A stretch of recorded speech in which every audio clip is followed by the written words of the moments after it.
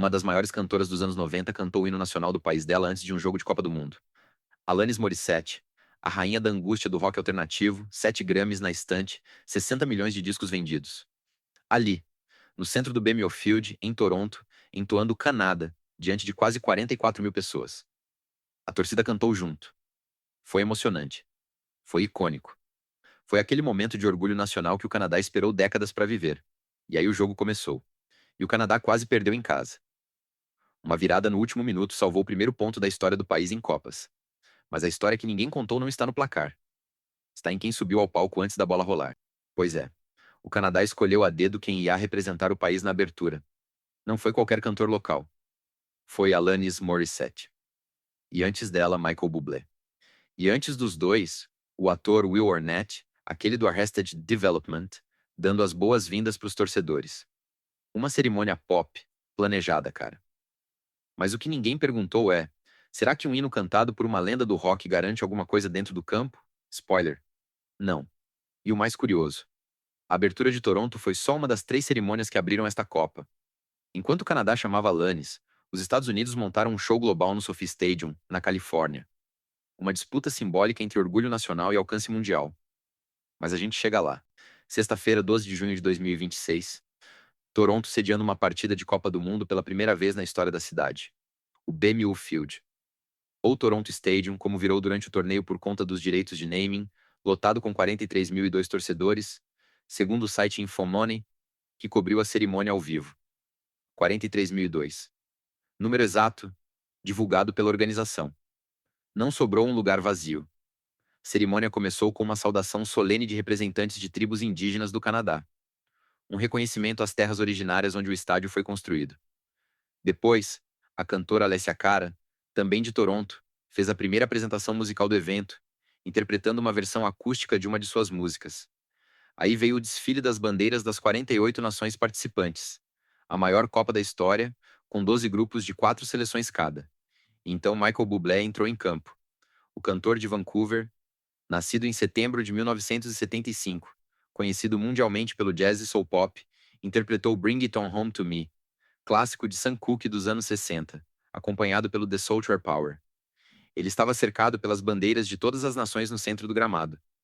Depois disso, Alanis Morissette, que nasceu em Ottawa em 1974, subiu ao palco montado no meio do campo e cantou o hino nacional canadense. Do outro lado, o violinista sérvio Aleksandar Gajic tocou o hino da Bósnia e Herzegovina, uma homenagem à seleção visitante que ninguém esperava, mas que foi recebida com respeito. E então o jogo começou. O primeiro jogo de Copa do Mundo da história do Canadá como país sede. O jogo, segundo o site Infomoney, terminou 1-1. Mas não foi um empate qualquer. O Canadá saiu atrás no placar. A Bósnia e Herzegovina, que ninguém colocava como favorita, que chegou ao torneio como azarão do grupo C. Abriu o marcador e segurou a vantagem com uma defesa consistente durante quase todo o segundo tempo. O relógio corria. A torcida, que minutos antes cantava o hino em êxtase, começou a sentir o peso do silêncio. Aos 35 minutos do segundo tempo, a tensão era palpável. Dava para ouvir o som do vento no estádio. Foi aí que Cy Larin, o atacante canadense de 29 anos, nascido em Brampton, Ontário, que já jogou no Orlando City da Major League Soccer, no Clube Brugge da Bélgica e no Real Valladolid da Espanha, empatou aos 42 minutos do segundo tempo. Quase no apito final. Gol de oportunismo, naquela jogada desesperada de ataque total, após um cruzamento da esquerda que a defesa bósnia não conseguiu afastar. E o público, que tinha cantado o hino junto com Alanis minutos antes, explodiu. O capitão canadense, após o apito final, declarou em entrevista citada pelo Infomoney: "Mostramos que podemos competir. Este ponto é nosso." O empate deu ao Canadá o primeiro ponto da história do país em Copas do Mundo. Parece pouco. Mas não é. O Canadá nunca tinha pontuado no Mundial. 0 pontos em toda a história até aquela noite. A última vez que o país esteve numa Copa, em 2022 no Catar, perdeu todos os 3 jogos. Agora tem um. Um ponto conquistado na raça, nos minutos finais, diante da própria torcida. Agora, o que ninguém comentou. Enquanto o Canadá fazia uma festa pop impecável com Alanis e Bublé, os Estados Unidos faziam a abertura deles no SoFi Stadium, em Inglewood, Califórnia. Um estádio de 70 mil lugares. Quase o dobro da capacidade do BMO Field. Com um line-up de peso internacional. Anitta, Katy Perry, Lisa do Blackpink, e Rema. 4 artistas: brasileira, americana, tailandesa e nigeriana. Uma celebração global, com transmissão ao vivo para 164 países. O Canadá apostou em 2 gigantes locais. Os Estados Unidos apostaram num line-up internacional que custou, segundo estimativas do site Infomoney, mais de 20 milhões de dólares em produção. E aí a pergunta que fica: qual estratégia funciona melhor para uma abertura de Copa? O orgulho nacional ou o apelo global? O Canadá escolheu mostrar para o mundo quem são os canadenses. Os Estados Unidos decidiram mostrar para o mundo que o mundo cabe nos Estados Unidos. E olha, as duas funcionaram. Mas uma gerou mais debate que a outra: a escolha do Canadá, com artistas que pouca gente fora da América do Norte conhece profundamente. Foi arriscada. Alanis Morissette vendeu 60 milhões de discos, mas o auge dela foi nos anos 90. O público jovem global de hoje talvez não a reconheça de imediato. Michael Bublé é gigante no mercado adulto contemporâneo, mas será que um jovem de 17 anos na Nigéria ou na Indonésia sabe quem ele é? Já a abertura americana foi desenhada exatamente para isso. Alcance global imediato. Anitta sozinha tem mais de 60 milhões de seguidores no Instagram. Lisa do Blackpink, mais de 100 milhões. Mais. E aqui vai o plot twist. Enquanto a abertura americana foi um show de arena pensado para o mundo, a abertura canadense foi um evento pensado para os canadenses. E talvez seja exatamente isso que uma Copa deveria ser. O Canadá não estava competindo com os Estados Unidos por audiência global. Estava competindo pela alma do próprio país. Essa é só metade do que ninguém te contou. Toda semana eu volto com um caso desses.